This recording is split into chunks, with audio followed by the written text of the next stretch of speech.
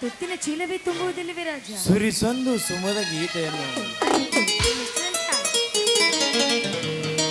ಮಾನಸ ಲೋಕದ ಪ್ರೇಮ ಕನ್ನೆ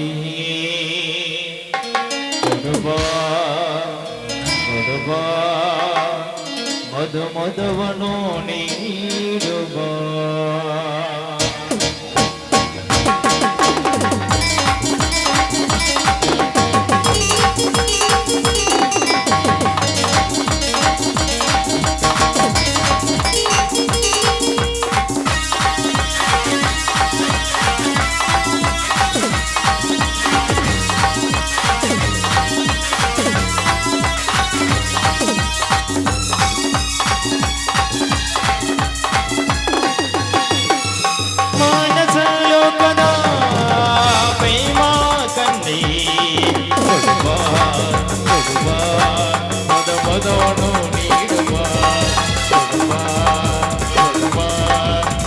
ಮದವನು ನೀಡುವ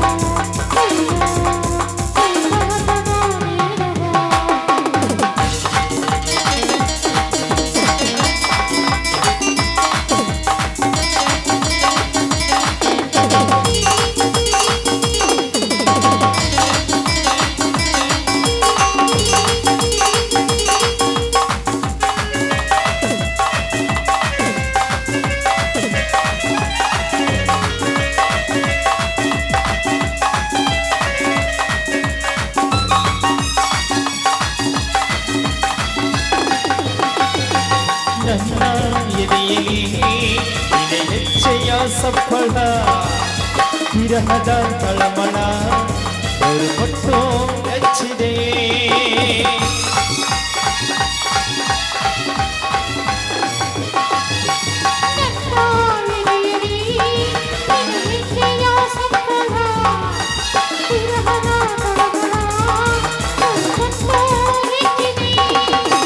ನನ್ನ ಮನಸ್ಸು ಮಾಯವಾಯ್ತು ನಿನ್ನ ಕಂಡಗ ಮಂದನಾಗಿ ಬಿಟ್ಟೆ ನೀನು ನಕ್ಕಗ ನನ್ನಿ ಮನಸ್ಸು ಮಾಯವಾಯ್ತು ನಿನ್ನ ಕಂಡಗ ಮಂದನಾಗಿ ಬಿಟ್ಟೆ ನೀನು ನಕ್ಕಗ ಮದ ಮದವನು ನೀಡುವ ಮದ ಮದವನು ನೀಡುವ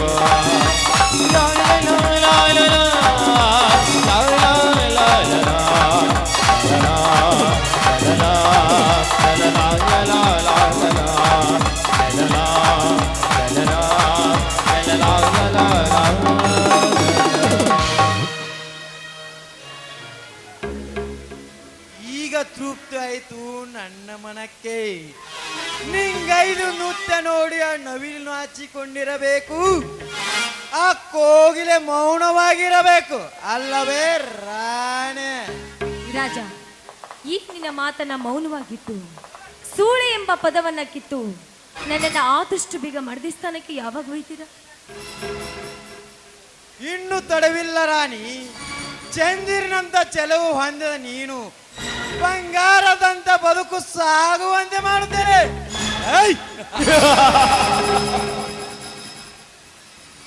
ಅದಕ್ಕೆ ಅಲ್ಲಿಂದ ಇಲ್ಲಿಗೆ ನಿನ್ನ ಕರೆಸಿದ್ದೇನೆ. ನನಗೆ ಮದುವೆ ಹತ್ತಿರವಿದೆ. ನಿನ್ನಿಂದಲೇ ನನ್ನೆಲ್ಲ ಕಾರ್ಯ ಸಾಧಿಸಬೇಕಿದೆ. ಇನ್ನು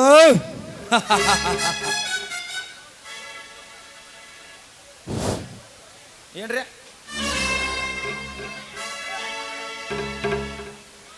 ಹಾಗಾದ್ರೆ ಈಗಾಗ್ಲೇ ನನಗೋಸ್ಕರ ವರ ನೋಡಿದ್ರಲ್ಲ, ಅವನು ಎಲ್ಲಿದ್ದಾನೆ, ಹೇಗಿದ್ದಾನೆ, ಏನ್ ಕೆಲಸ ಮಾಡ್ತಾ ಇದ್ದಾನೆ?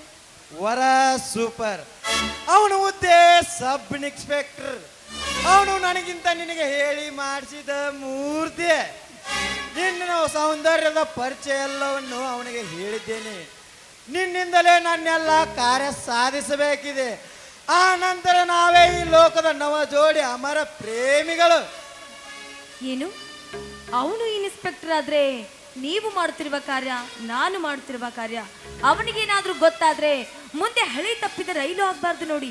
ಯೋಚನೆ ಮಾಡಿ ಸ್ವಲ್ಪ. ಏಯ್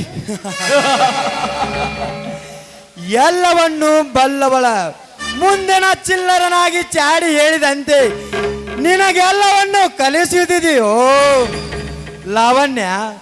ಎನ್ನಾದ ಮಂತ್ರದಿಂದಲೇ ರಾಮಾಯಣವಾಗಲಿಲ್ಲವೇ? ಧೃತರಾಷ್ಟ್ರದಿಂದಲೇ ಮಹಾಭಾರತ ರಾಜಭಾರ ನಡೆಯಲಿಲ್ಲವೇ? ಇಷ್ಟೆಲ್ಲ ನಿರ್ದರ್ಶನ ಮುಂದೆ ಇದ್ದರು ನಾನು ನಿನಗೆ ಹೇಳಿಕೊಡಬೇಕೇ? ಮಹಿಷಾಸುರನ ಕೊಲ್ಲಲಿಕ್ಕೆ ಆ ದೇವತೆ ಹರಿಹರ ಬ್ರಹ್ಮಾದಿಗಳ ಶಕ್ತಿಯನ್ನ ಪಡೆದುಕೊಂಡಿಲ್ವೇ? ಅದಕ್ಕೆ ತಕ್ಕ ಉತ್ತರ ಆಗಲಿ ನಿನ್ನ ಮೋದ ಮಲಿಗೆ. ಆ ಧರ್ಮರಾಜ್ ಬೀರನನ್ನು ಕೆಡೆ ನಿನ್ನ ಗಂಡ ಕೈ ಹಿಡಿದಿಂದಲೇ ಅವರ ಬೀದಿ ಪಾಲಾಗಿಸಿ ಅವರ ಲಕ್ಷ್ಮಿಯನ್ನು ಯಾವ ಕೆಸರ ಮೇಲೆ ಕೂಡುದಾಗಿ ಮಾಡಿ ತೋರಿಸು. ಮುಂದಿನ ಹಂತದ ಕಾಂತೆಯನ್ನು ನಾನು ನಿನಗೆ ಹೇಳಿಕೊಡುವೆ. ಬಾ, ಹಾಡುತ್ತಾ ನಡೆದು ಬೇಗ ನಿನ್ನ ಮದುವೆ ಮಂಟಪಕ್ಕೆ ಹೋಗೋಣ. ಆಯ್ತು ರಾಜ.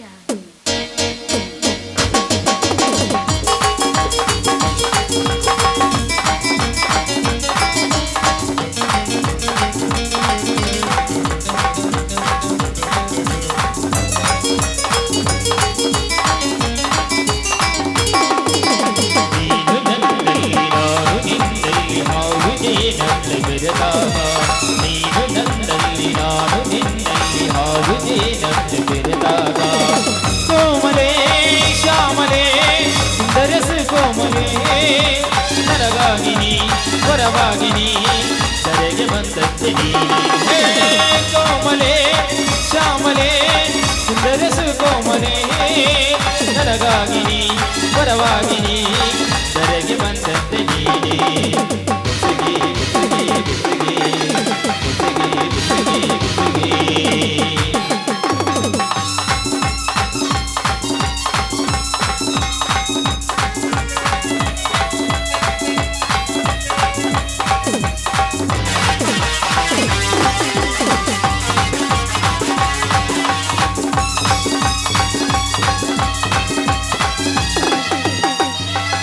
ಎಚ್ಚಯ್ಯನಾದಕ್ಕೆ ಎಚ್ಚಯ್ಯಾಗುವುದು ಮೆಲ್ಲಗೆ ಬಾರೆ ನನ್ನಲುವೆ ಮಾತಿನ ಬಾರೆ ಹೃದಯವ ಬೀರಿ ನಲಿಯುತ್ತ ಬಾರೆ